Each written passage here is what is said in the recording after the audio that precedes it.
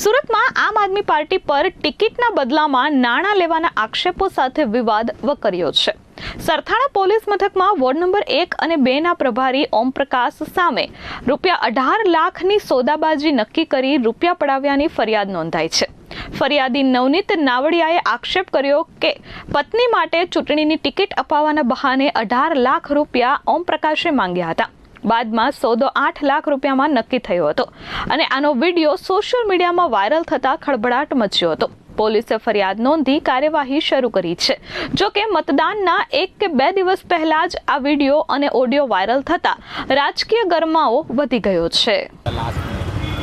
एक तो आपने पूरा पेमेंट भी नहीं करा ना, वो हो जाएगा, टेंशन मत लो। अगर आज रात तक करवा दो यार तो मेरी बात चल रही है, आएगा, मेरा 6 बजे का टाइम है और दूसरा पेमेंट आएगा, मैं हैंड टू हैंड फ़ोन करके मैं निकल जाऊँगा। हाँ, क्योंकि लड़के को मैं फिर अभी रोकूंगा, अभी कितना रोको उसको, शाम तक रोको। तो आधे घंटे में बोलूँगा कि आधा आया आधा बोल रहे हैं शाम तक, तो फिर मेरे को वो बोलेंगे कि भाई तुम तीसरी बार बोल रहे हो इतना कम, मतलब समझाना पड़ेगा उनको, देख लो थोड़ा।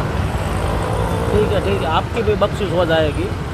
अगर मेरा टिकट में नाम आपका आ गया तो वो बाद में बख्शीश नहीं किया जाएगा। अभी इसका ना जो बचा हुआ 2.5 है वो जरा देख लो, कितने बजे तक बता दोगे आप?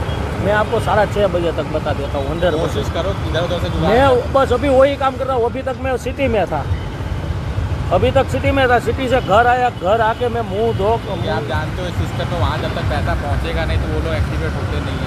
वो लोग को लगता है कि हम ऐसी फालतू बातें कर रहे हैं। नहीं, इसलिए वैसे ही डिले हो गया। अगर सुबह तक आप कर देते तो अभी तक पैसा पहुँच गया होता है।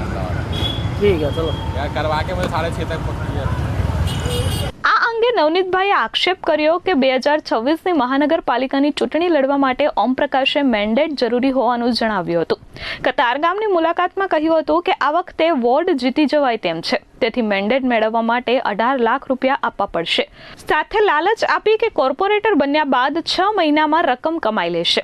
લાંબી રકઝક બાદ ₹8 લાખ માં સોદો નક્કી થયો હતો। 25 માર્ચ 2026 કિરણ ચોક પાસે 2.50 લાખ રોકડા રૂપિયા આપ્યા હતા। ત્યારબાદ 20,000 એટીએમ માંથી અને 30,000 મળી 50,000 બીજા હપ્તા તરીકે આપ્યા હતા। કુલ 3 લાખ લીધા બાદ પણ આરોપીઓ વધુ ₹2 લાખ માંગતા હતા અને વારંવાર વોટ્સએપ કોલથી માનસિક ટોર્ચર કરતા હતા। પક્ષની યાદીમાં નામ ન આવતા ધર્મેશ ભંડેરીનો સંપર્ક કર્યો હતો। તેમણે પત્નીને ટિકિટ આપવાની ખાતરી આપી રાત્રે 10:45 વાગે ફોર્મ ભરાવ્યું હતું। અંકુર હિરપરાએ મેન્ડેટ તૈયાર કર્યું હતું, પરંતુ ચકાસણીમાં તે ખોટું નીકળ્યું હતું। રામધડુકે રજૂઆત કરી અને સમય પસાર કરાવતા અન્યનું મેન્ડેટ મંજૂર થયું, જેથી ફરિયાદી સાથે ઠગાઈ થઈ હતી। આ કૌભાંડમાં ઓમપ્રકાશ અને આકાશ મિશ્રા સામે સરથાણા પોલીસ મથકમાં ફરિયાદ નોંધાઈ છે। પૈસા માંગતા આરોપીઓએ ફોન બંધ કરી દીધા હતા। કોલ રેકોર્ડિંગ અને ફૂટેજના આધારે પોલીસ કમિશનરને આ મામલે રજૂઆત કરાઈ હતી। આજરોજ તારીખ 25/4/2026ના રોજ સરથાણા પોલીસ સ્ટેશન ખાતે બીએનએસ કલમ 318-14 મુજબનો એક ગુનો રજીસ્ટર થયેલ છે। જે ગુનાની હકીકત એવી છે કે ગુનાના ફરિયાદી નવનીતભાઈ ચંદુભાઈ નાવડિયા, જેઓ સાંઈ કૃપા સોસાયટી શ્યામધામ ચોક ખાતે રહે છે અને આમ આદમી પાર્ટીની અંદર વોર્ડ સંયોજક તરીકે કામ કરતા હોય અને આવનાર જે ઇલેક્શન છે મહાનગરપાલિકાના, એ સ્થાનિક સ્વરાજ્યની ચૂંટણીની અંદર તેઓને આમ આદમી પાર્ટીમાંથી વોર્ડમાંથી પોતે ચૂંટણી લડવી હોય તે બાબતે આમ આદમી પાર્ટીના જે આગેવાનો છે એમાં મુખ્યત્વે ઓમપ્રકાશ કરીને જે એક વ્યક્તિ છે દિલ્હીના, એમની સાથે એ સંપર્કમાં હતા અને એમની પાસે એમને એવી વાત કરેલી કે મારે આ ઇલેક્શન લડવું છે તો મને મેન્ડેટ અપાવજો।